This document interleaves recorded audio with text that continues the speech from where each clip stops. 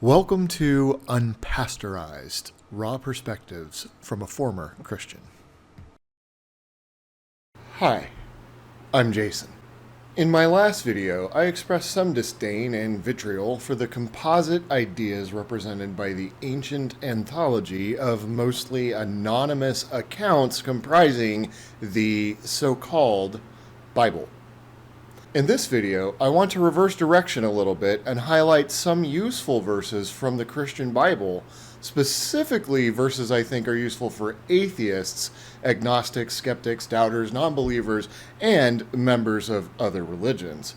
I think these verses might prove especially helpful to someone who is undergoing the painful process of deconstructing religious indoctrination. Genesis chapter 1, verses 14 through 19. Then God said, "Let there be light in the expanse of the sky to separate the day from the night. They will serve as signs for festivals and for days and years. They will be lights in the expanse of the sky to provide light on the earth." And it was so.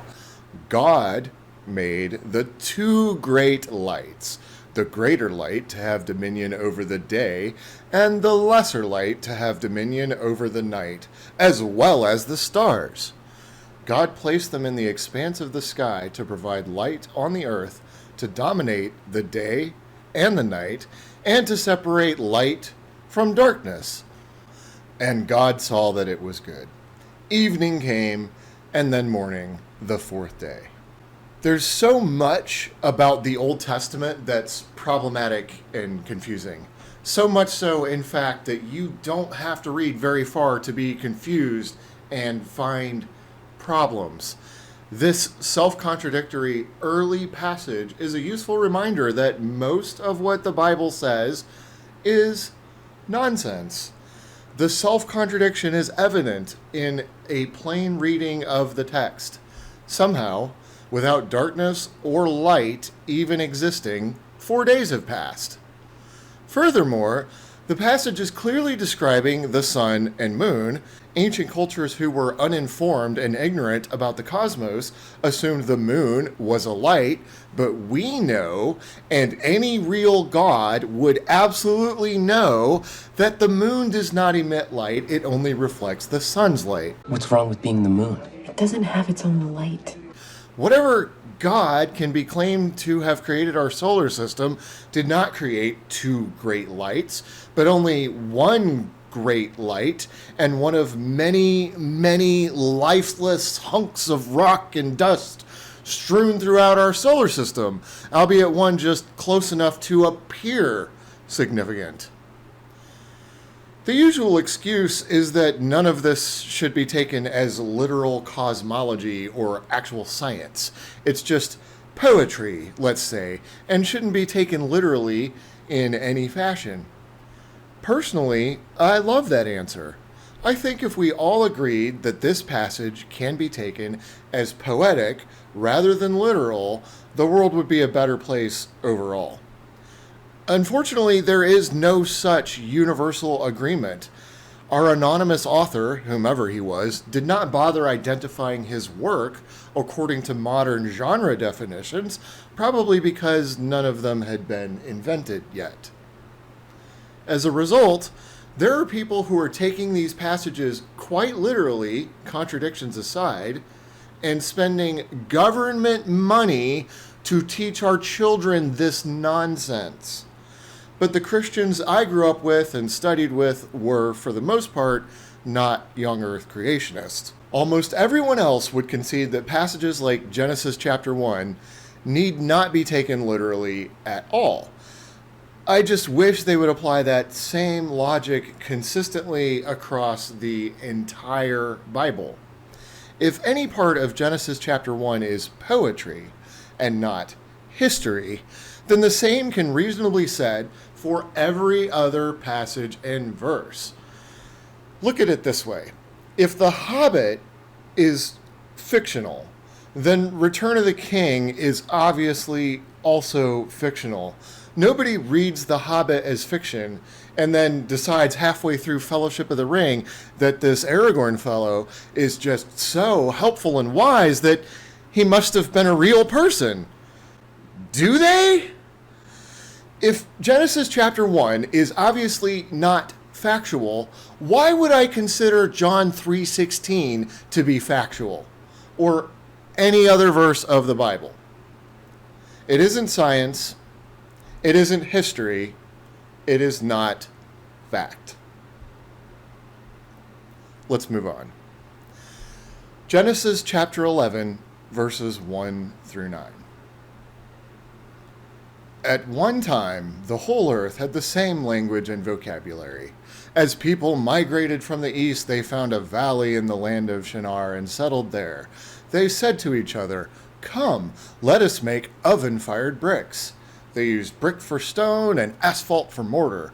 And they said, "Come, let us build ourselves a city and a tower with its top in the sky. Let us make a name for ourselves.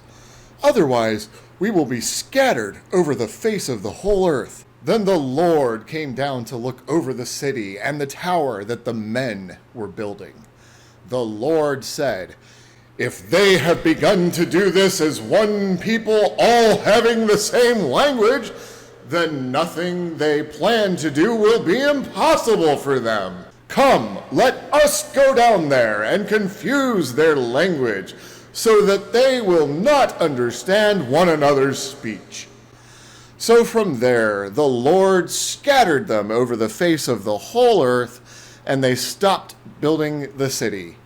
Therefore, its name is called Babylon, for there the Lord confused the language of the whole earth, and from there the Lord scattered them over the face of the whole earth.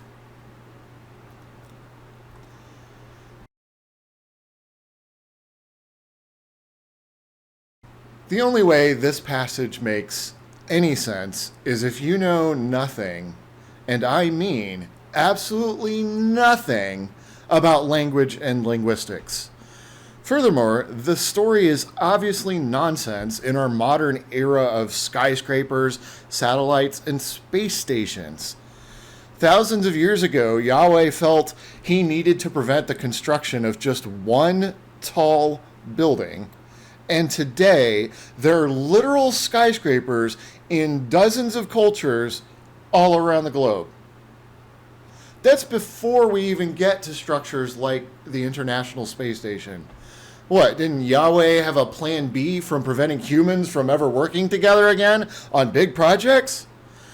Did Yahweh work through some issues with his therapist and eventually abandon his irrational fear of tall structures? Did he move heaven into a different reality so naked angels could no longer be spotted from a high window? Worst of all, if this story was in any way true, the very act of translating any word or thought or sentence from one language into another language would be blasphemy against the holy creator of the universe. And if that were the case, how would any of us read the Bible in modern English? According to the Bible, it was the clear intent of the God of the universe that humans who speak different languages are not permitted to work together. I shouldn't even have to state the obvious, but I will. This is clearly a fictional, made-up, mythological story meant to explain to ancient children why foreigners sound funny and can't be understood, combined with a morality lesson about pride. Everything about this story makes sense when the story is viewed in this context, and nothing about this story makes any sense when viewed from the context that this is historical fact and therefore should replace everything we thought we knew about both linguistics and large-scale architecture. Of course, no Christians anywhere are calling for the toppling of skyscrapers or an end to all translation services, having correctly deduced that translation is blasphemy if this story is true. I can only conclude that Christians everywhere know good and full well that every part of this story is made up. What I don't understand is where they draw an arbitrary division afterwards that says other parts of the Bible really happened. Proverbs chapter 3, verse 5. Trust in the Lord with all your heart and do not rely on your own understanding. The verses I shared from Genesis are not likely to be any Christian's favorite verses, pretty much for the reasons that we just discussed. Proverbs 3:5, however, is definitely someone's favorite verse. And if it isn't their favorite, it is definitely a favorite to quote to non-believers, if the number of times Christians have thrown this verse at me is any indication. The point of this verse is that, supposedly, I cannot trust my own mind. Whatever it is I think I understand, I don't actually understand. And I should never rely on my false understanding of things that I thought I understood. This is a verse that, to the believer who quotes it, immediately refutes and rebuts everything I said earlier about those verses from Genesis. Fades back, swoosh, and that's the game! Nothing further, Your Honor.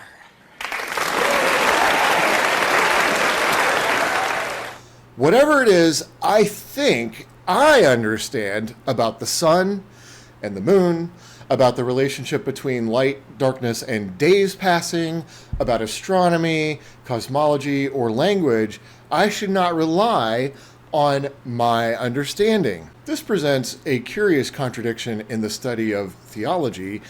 Languages like Hebrew, Latin, and Greek are essential, but learning these languages will automatically disprove the Bible story of Babylon. And if that story was true, learning these languages would be blasphemous and sinful. Whatever it is you think you understand about math, about science, about religion, about your field of study, hell, even about your own personality and your own life, according to this verse, you cannot rely on any of that. Moron, Morty! Morty, you fucking idiot! You're a serious idiot, Morty! As a skeptical thinker, I do believe that doubt, including self-doubt, can be useful. What I don't find quite as useful is the complete rejection of everything I know. Dumb as a bag of sand, idiot, Morty! You're a brickhead. The dumbest thing I've ever laid eyes on, idiot, dumb Morty. What an idiot! The real problem, however, is not the verse's back half. It's the first four words. Trust in the Lord. For over 2 decades worshiping as a Christian believer, I never saw the Lord show up anywhere. I never heard God give a sermon. I never got to hear God's explanation of those Genesis verses that bothered me. I've never heard God give me a single word of audible advice or explanation or teaching in all my years praying and listening and meditating and believing and expecting. When the believer says, trust in the Lord, they know the Lord isn't suddenly going to occupy a middle seat between you and clear the air. What they mean when they quote, trust in the Lord, is trust whatever I'm telling you is what the Lord would be telling you. And that's why I'm here, as a matter of fact. I've started a ministry to save souls the way the Lord saved mine. What genius! The Lord! A credible partner who doesn't take a cut. And when they assume this role as the mouthpiece of God against the atheist, against the heathen, against the non-believer, the latter half of the verse suddenly no longer applies to them. Whatever it is I think I understand, I should completely forget. I understand nothing. But whatever it is they think they understand, they pretend God himself said it instead of their own brain, and thus elevate their opinion to the level of deity while demanding that you kneel in humble awe before them. I'm not exaggerating. Christian priests literally force their congregations to kneel. And any Christian or other theist quoting this verse expects your mind to kneel to his mind on any subject at any time because he believes his own thoughts are God's thoughts and all our thoughts are worthless by comparison. To be clear, I'm not recommending that you ever respond to believers using these verses or quoting them. Just look again at Proverbs 3 to see why. Cults and religions teach their followers to pretend that they somehow have an answer to every question and objection. Religion teaches their followers that anyone who objects cannot trust his or her own mind. For a Christian, theist, deist, or believer to start to transform their beliefs, first they're going to have to choose to challenge themselves. Until they do that, and for as long as they choose not to, we will have to work harder to be better than our would-be moral guardians. So until then, stay excellent.